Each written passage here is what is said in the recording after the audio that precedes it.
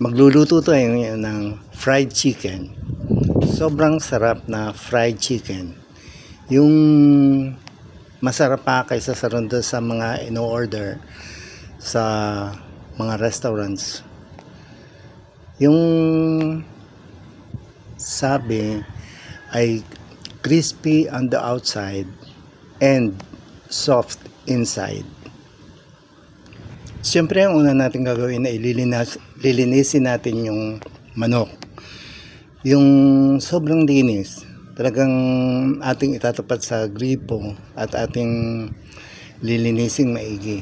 Iisisin yung madidilaw na nasa balat at yung madudumi ay aalisin. Yun gang kung ang inay ang magluluto, yun ay iisisin pa ng dyaryo o kaya ng matalas na papel. At tunay na kailangang malinis ang sabi niya bago iyon lutuin. Ihimulmulin yung mga natitirang maliliit na balahibo at talagang iisisin niya ng maigi. At aalisin pati yung mga dugo-dugo. Kailangan bago natin i-prito ay ilalagay muna natin sa brine.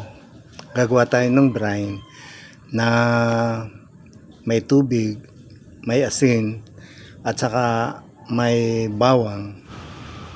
Pagkatapos yun ay ating pabubulakan hanggang sa makita natin na talagang malapit ng maluto yung ating manok.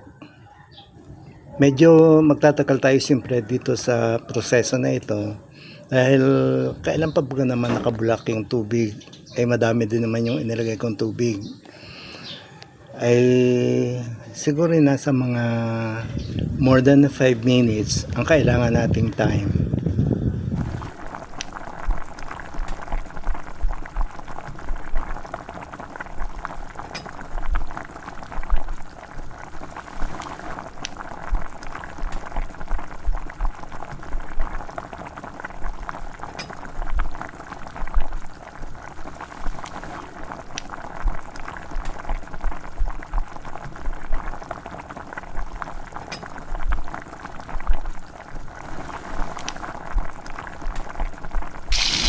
Pagka halbos ng manok ay ating ipiprito na ito.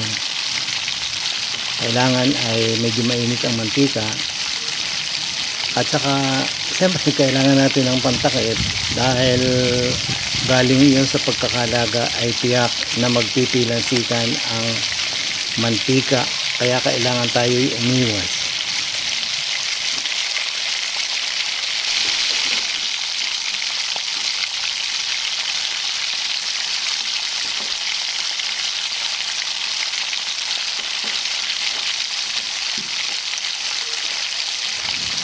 Pag nasilip natin na yung ating ipiniprito ay medyo golden brown na,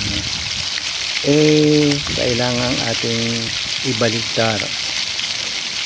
Yun naman kabila ang ating ipiprito.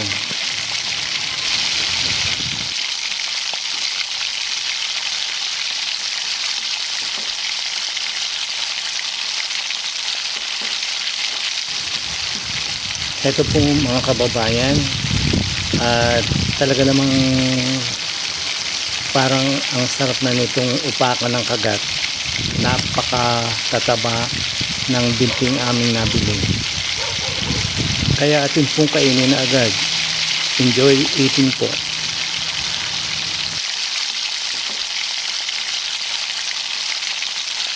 Kailangan po natin itong sausaw sa hot chili sauce para mas masarap. Maraming salamat po sa inyong lahat sa patuloy na pagsuporta sa channel na ito.